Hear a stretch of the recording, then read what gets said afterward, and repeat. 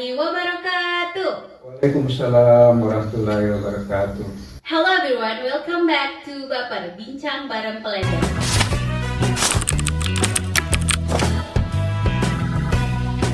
Bersama saya Fahda selaku moderator pada hari ini. Hari ini kita kembali dengan seseorang yang mungkin banyak dari kalian yang udah tahu nih. Halo Pak, bagaimana kabarnya? Halo, kabar baik. Alhamdulillah. Nah guys, mungkin banyak juga nih dari kalian yang belum tahu sebenarnya narasumber kita pada hari ini tuh siapa sih? Nah, Pak boleh memperkenalkan diri dulu? Boleh. Baik, dalam edisi sebelumnya, ya saya sudah memperkenalkan diri. Namun tidak ada salahnya, untuk kesempatan ini saya akan memperkenalkan diri kembali. Nama saya Rustam, alamat Landrang, Yes. Jalan Sagoli. Kemudian jabatan saya sekarang adalah Kepala UPT SMA Negeri 4 juga. Ya, oke. Nah guys, 25 November kemarin tuh kalian ingat gak itu hari apa? Iya. Hari Guru ya teman-teman. Jadi sebagai bentuk memperingati Hari Guru Nasional tahun ini, kita bakal bincang-bincang bentar nih sama Bapak. Yang topik pembahasannya nggak jauh dari sana. Tanpa berlama-lama kita langsung aja ke pertanyaan pertama. Baik. Oke. Pak, apa aja sih yang harus kita maknai dari Hari Guru? Ya, jadi baik, mengingat bahwa Hari Guru sebenarnya itu diperingati setiap tanggal 25 November setiap tahunnya. Ya, dari peringatan Hari Guru tentu di sini memiliki makna, ya terutama bagaimana mengapresiasi, ya memberikan semangat, memberikan penghargaan kepada guru-guru kita tentunya yang sangat berjasa kepada kita semua. Iya. Ya, jadi tentu dalam hal ini ya guru sebagai orang tua di sekolah menginginkan kepada kita semua khususnya siswa agar bagaimana bisa nantinya berhasil, sukses, Amin. ya menemukan jati diri, ya jadi apa ke depan insyaallah. Iya, amin. Lanjut nih Pak, bagaimana sih pendapat Bapak mengenai kurangnya rasa hormat siswa kepada guru pada zaman sekarang? Dan gimana sih Pak cara untuk mengatasi murid yang etikanya tuh kurang? Ya, jadi ya begitulah mungkin perbedaan bagaimana proses mendidik siswa pada zaman terdahulu dibandingkan dengan sekarang. Ya tentunya zaman sekarang ini ya tentu memiliki masalah yang berbeda dengan zaman dahulu. Ya, kalau zaman saya dulu, ya mungkin saya masuk sekolah tahun 70-an. Ya, jadi istilahnya kalau anak-anak sekarang ini yang kelahiran 80-an itu istilahnya generasi milenial ya. Milenial. Ya, kalau kita sekarang boleh dikata sebagai apa namanya bahasa guyon mungkin sebagai generasi kolonial. Ya, ini sangat berbeda. Kenapa? Karena sekarang ini sarana pembelajaran tentu lebih banyak mengarah kepada apa namanya proses penggunaan IT. Dalam hal ini penggunaan IT mungkin tentu ya banyak dampak-dampak positifnya, namun di balik itu juga tentu ada dampak negatifnya. Iya. Jadi olehnya itu ini merupakan tantangan tersendiri. Ya, jadi manakala kita punya kontrol terhadap siswa, ya kurang apa namanya, ya, tentu ya banyak memberikan efek-efek negatif dalam hal ini. Ya, namun kita berupaya ya sebagaimana kita guru itu punya tugas dan tanggung jawab mendidik siswa supaya ya bisa mengarah ke hal-hal yang kita inginkan bersama, hal positif tentu. Oke, lanjut nih Pak.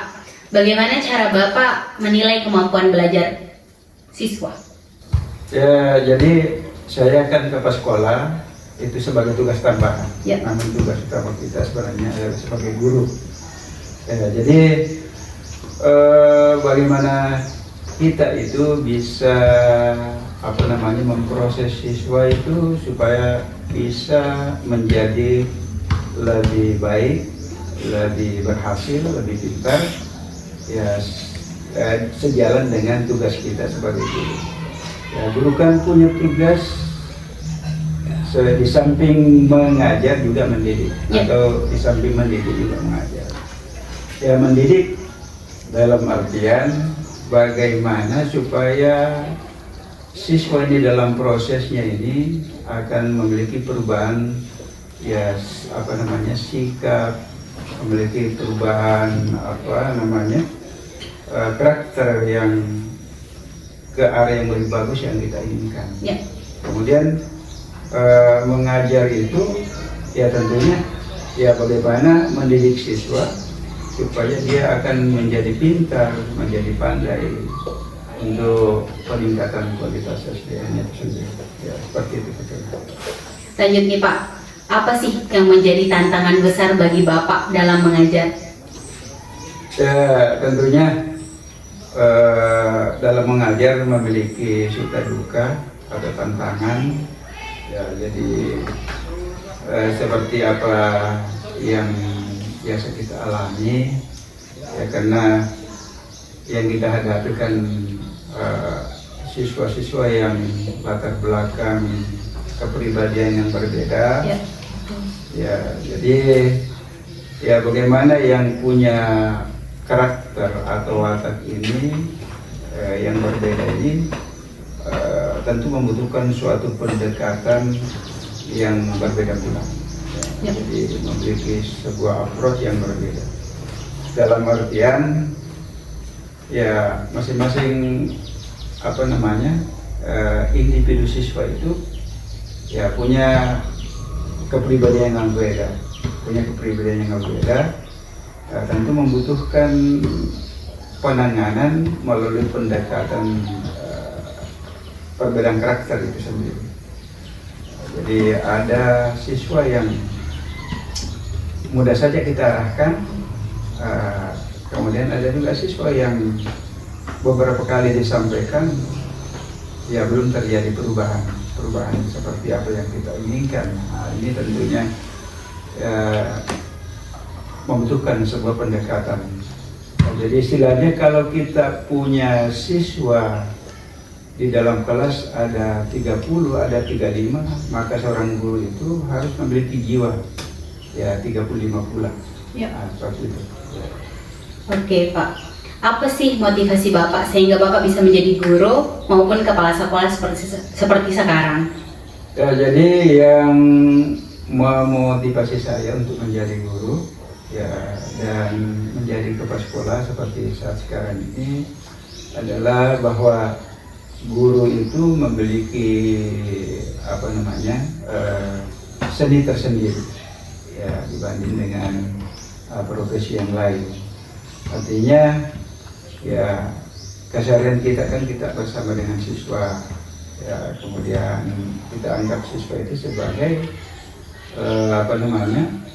tentunya anak sendiri ya, jadi membangun kedekatan emosional antara kita ini sebagai guru dan demikian juga siswa sehingga lahir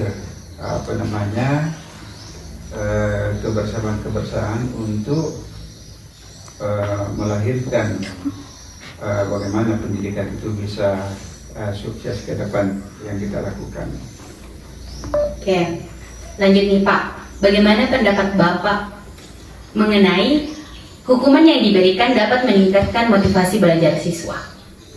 Jadi terkait dengan sanksi atau hukuman, ya tentu kita sebagai guru memberikan sanksi hukuman, tentu sifatnya bagaimana itu sanksi yang diberikan bersifat persuasif lah. Ya, jadi artinya hukuman yang diberikan itu dapat menjadi motivasi bagi siswa untuk bagaimana dia bisa bangun belajar ya supaya apa yang menjadi cita-cita ya insya Allah bisa terwujud nantinya. Jadi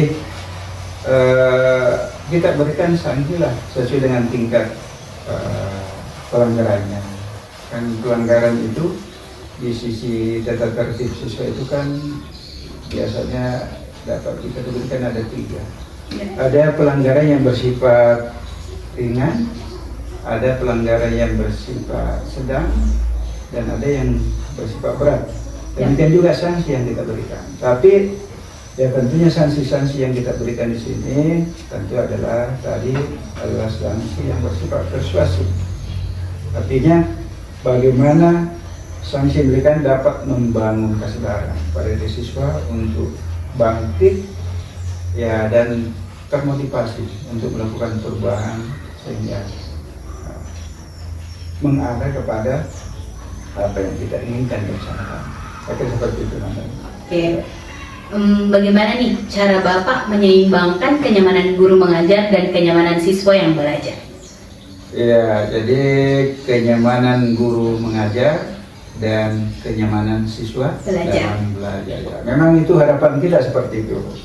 Ya, jadi bagaimana ini bisa bersinergi, ya, penciptaan iklim belajar yang kondusif. Ya, jadi dalam artian, ya bagaimana guru itu bisa mengajar dengan tenang, mengajar dengan baik, ya, dan demikian juga siswa bisa menerima pelajaran atau belajar dengan senang. Nah, ini yang perlu kita perhatikan. Ya, jadi tentunya penciptaan semacam ini ya perlu kita persiapan memang, artinya dari segi materi bagi kita guru itu harus dikuasai. Sebab penguasaan materi yang bagus itu salah satu yang bisa membuat siswa itu bisa senang dalam mengikuti pelajaran.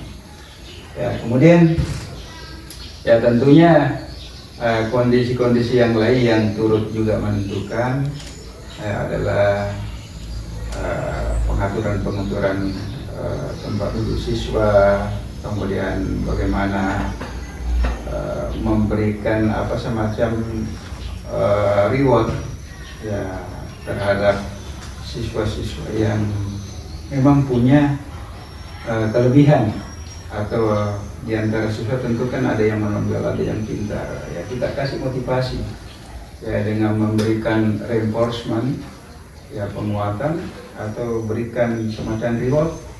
Ya, reward itu bukan berarti harus dengan benda yang diberikan kepada siswa, tapi ya kata-kata, ya motivasi.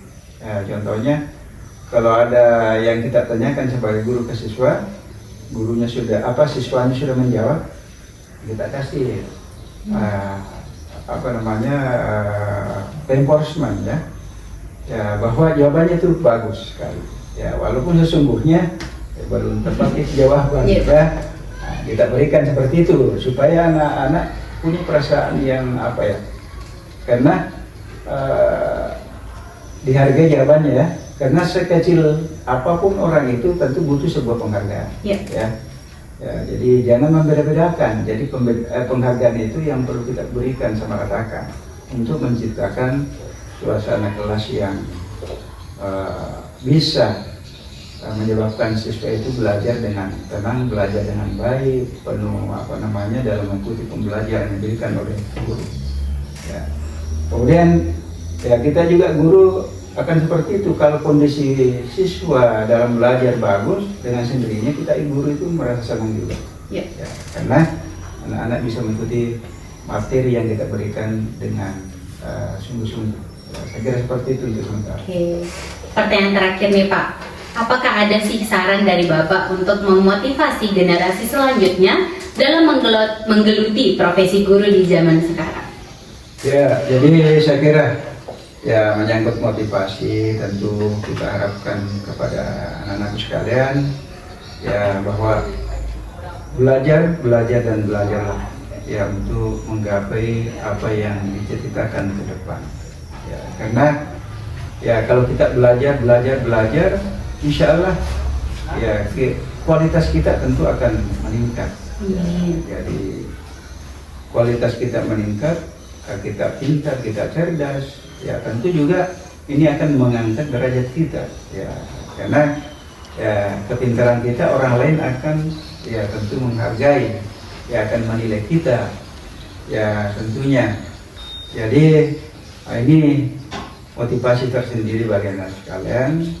Mari kita belajar, ya mari kita belajar karena ya kalau kita tidak belajar, ya tentu ya akan terjadi apa namanya yang bukan berarti tidak ada perubahan, tapi saya kira perubahan itu akan lambat.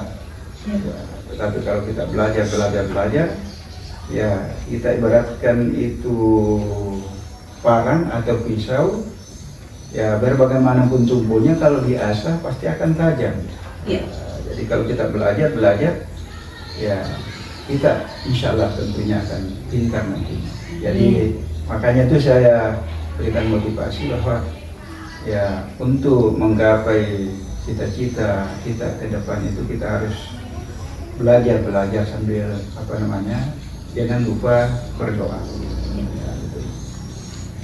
Jadi saya kira seperti itu mungkin. Oke, gak kerasa nih guys, kita udah sampai di acara terakhir kita pada episode hari ini. Jadi buat kalian nantiin ya episode selanjutnya. Dan jangan lupa subscribe, like, comment, and share video ini ke teman-teman kalian ya. See you the next video. Wassalamualaikum warahmatullahi wabarakatuh. Waalaikumsalam.